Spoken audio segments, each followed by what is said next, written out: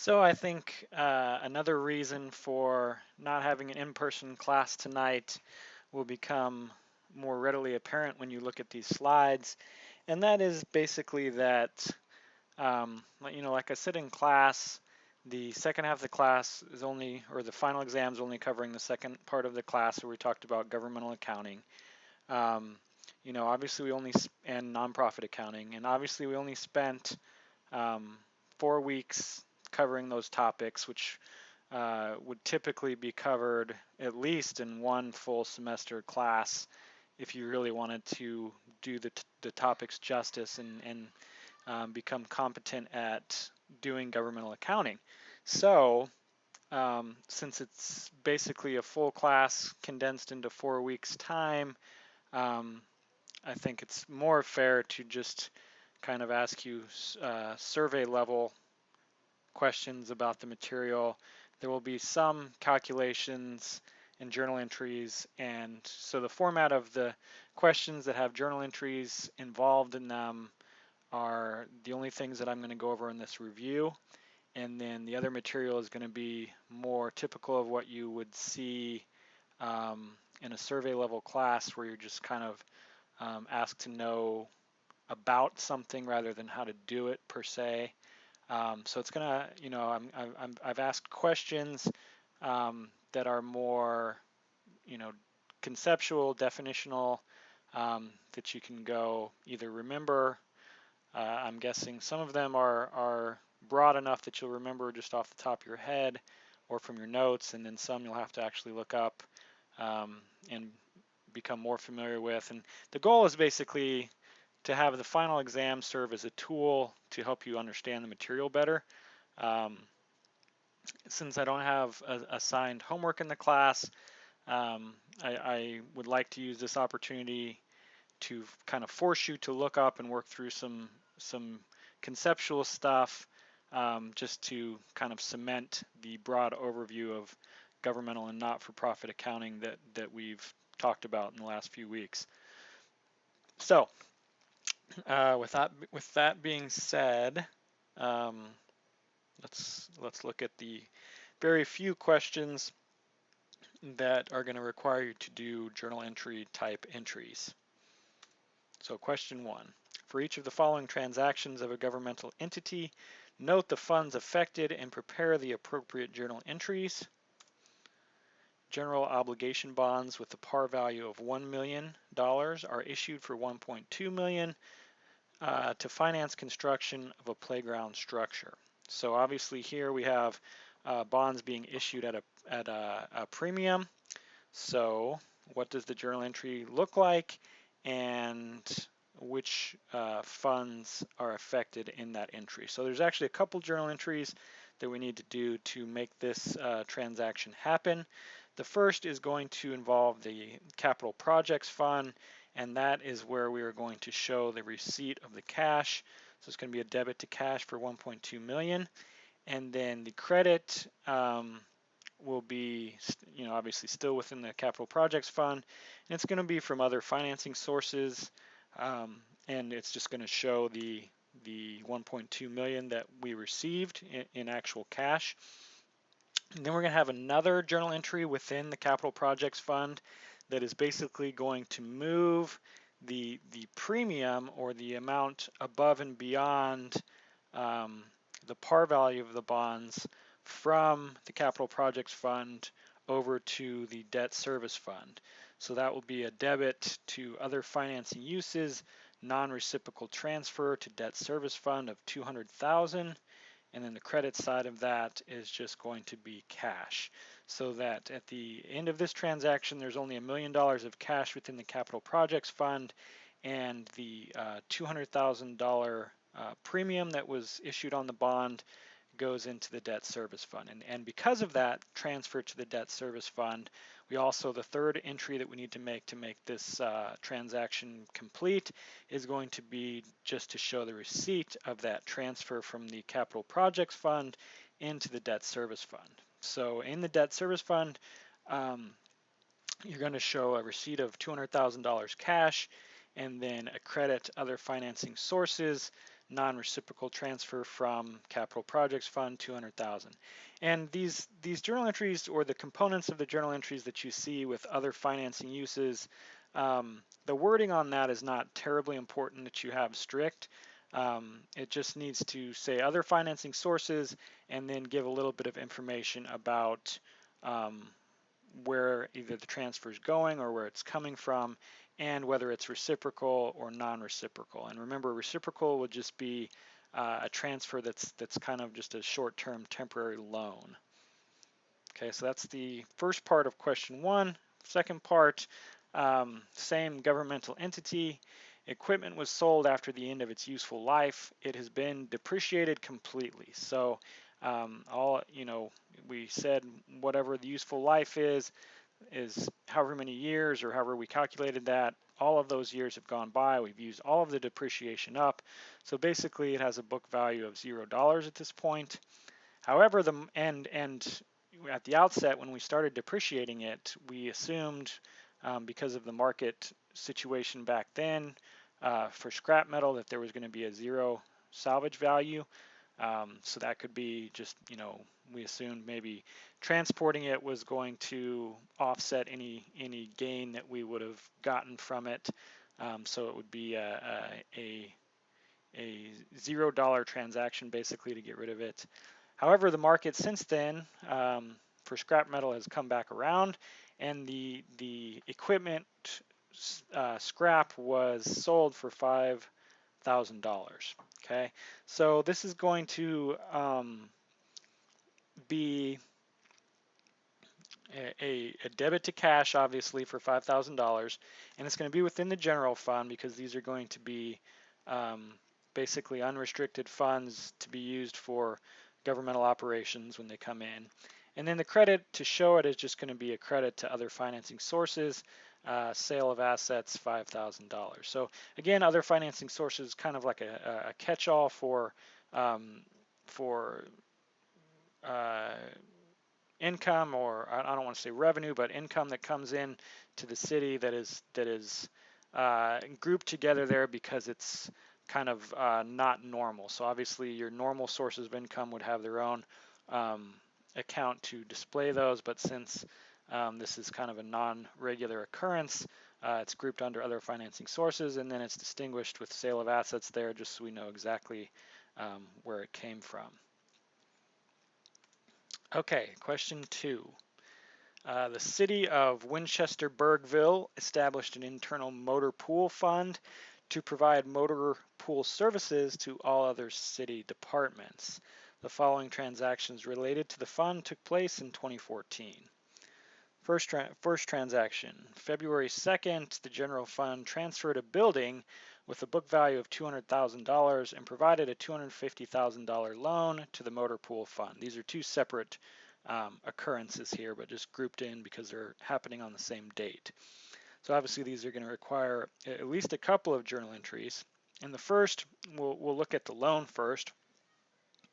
So what's the effect of a loan? Basically that's going to be debit to cash within the internal service fund, the motor pool fund in this case, of the amount of the loan, $250,000, and since this is a loan, this is going to show up again as a transfer from the general fund, but since it's a short-term loan, it's going to be a reciprocal transfer for that full amount from the general fund. Okay, so that's the first part of it. Second part, we want to show that the asset has come into this fund now. So under this fund, under the asset account of buildings, we're going to show a $200,000 debit there to show that the asset account of buildings has increased by that amount. And then since this is a transfer that we're not paying back, it's not a loan, it's just basically I want to say a gift, but basically functions like a gift from the general fund. So instead of being a reciprocal transfer, this is going to show up as a non-reciprocal transfer from the general fund for the value of $200,000. Second part of this question, we just have various expenses that are incurred for the year as follows: wages and salaries, of 125,000, payroll taxes 22.5, repayment to the general fund of 180,000, and then other random operating expenses of 42,000, and these were paid with cash. So if you remember, the internal service funds do function very similarly to just your typical non-governmental for-profit business. So this is going to look a lot like it would for these type of expenses if you were to see them in a for-profit business. So you're basically going to be debiting some expense accounts for the most part, and then crediting cash for that amount. The only exception there is going to be the repayment to the general fund, which I'll cover in just a second here. But so we'll start with, we'll just hit these in order. So first one, debit to wages and salaries expense of 125,000, debit to payroll tax expense of 22.5, and then here's where we're dealing with the repayment to the general fund. And instead of this showing up as an expense, again, when we're showing interfund transfers, these all show up as either non-reciprocal or reciprocal transfers to and from the various funds. So in this case, this is going to be a reciprocal transfer to the general fund, because if you back up to the transaction where the loan was administered from the general fund, you see that that's a reciprocal transfer from the general fund. So to pay it back, we're going to show a debit in the amount that we're paying back of 180,000 to reciprocal transfer to general fund. And then finally, we just have the random other operating expenses. And again, this is just going to be a debit to kind of a catch-all expense account that you might see in a for-profit enterprise. You might see like a miscellaneous expense, or even in the governmental context, this could be labeled just a miscellaneous expense account. But we have it down here named as just other expenses, debit for 42,000. And then basically, just like you would see for these type of expense accounts in the for-profit world, you're just going to add those up and credit the amount to cash. Okay, last question as far as the substantive journal entry type questions that we're going to look at. And again, let me reiterate here, and you'll see the exam's already posted, so you can look at it and see. But these, as you've seen from my other reviews, and if you've had me in other classes, for the review, the questions will be very similar to what you see in the review. So these question types are what the substantive questions in the review or in the final look like. They're more complex, a little bit more complex, in that they hit more different transactions in the exam. So it's not like you just have to copy the templates exactly and then plug the numbers in and you're done with all the substance of the exam. So there are a couple transactions that look almost identical to the ones we cover here, and then within each of these categories of questions, there'll be more transactions that are similar, but will be different types of transactions. So you'll have to either know from your notes or from going over what we went over in class or from the other slides I've done, or just look up some of these other transactions that you see on the exam. Okay, so question 3, prepare journal entries to record the following transactions in the appropriate funds of a non-governmental, not-for-profit university, not unsimilar or not dissimilar to Shenandoah University. So these are the types of transactions that you would see within the finance office here at Shenandoah University when they are recording these types of transactions. So first transaction, tuition and fees assessed total of $8,500,000. 90% is expected to be collected by year end. Scholarships are granted for $300,000, and $125,000 is expected to be uncollectible.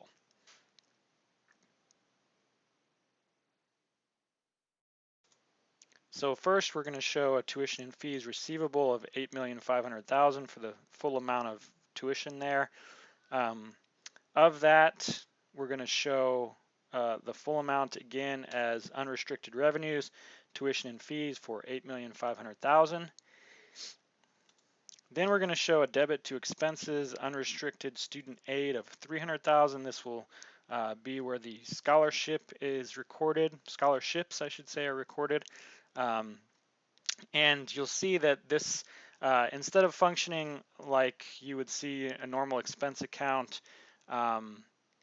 this is actually going to be kind of working like a contra revenue account, because as you see here in the credit side, it's just going to directly reduce tuition and fees receivable by that amount.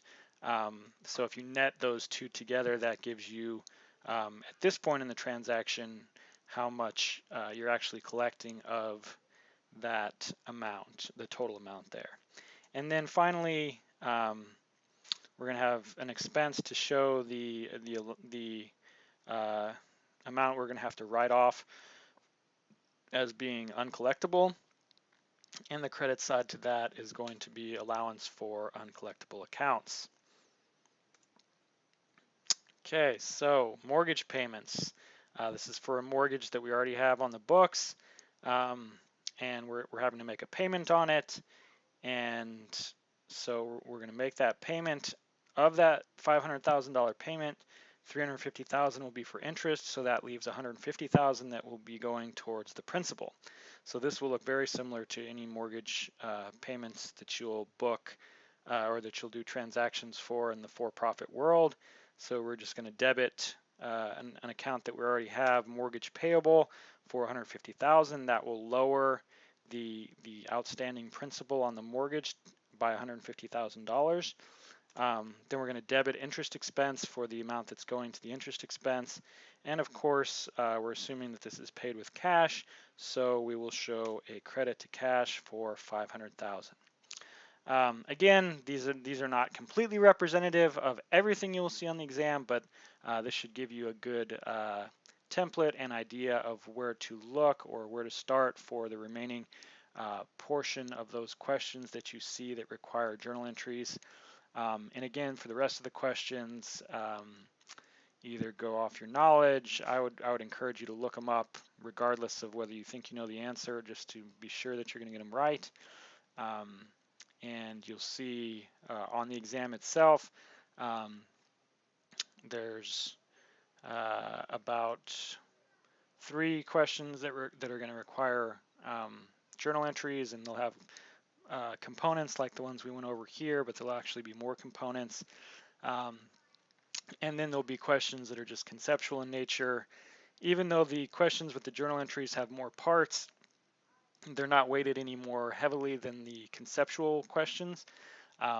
So, you know, you as long as you're getting all the conceptual questions, you should have a decent score.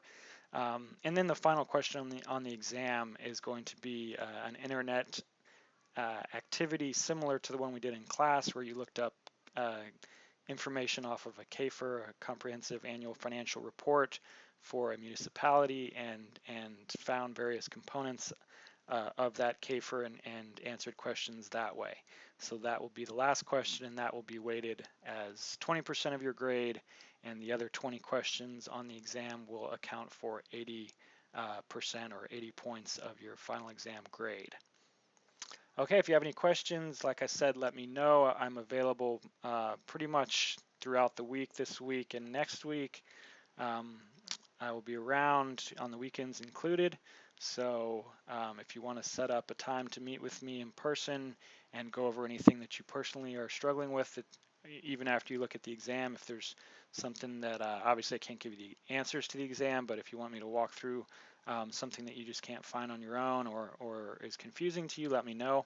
I can either do that just by posting a video, or we can meet in person, whichever is more convenient for you. Just let me know, and like I said, stay in touch. Anything I can help with in the future, recommendations, advice on career stuff related to accounting, just let me know. And I will see you all later.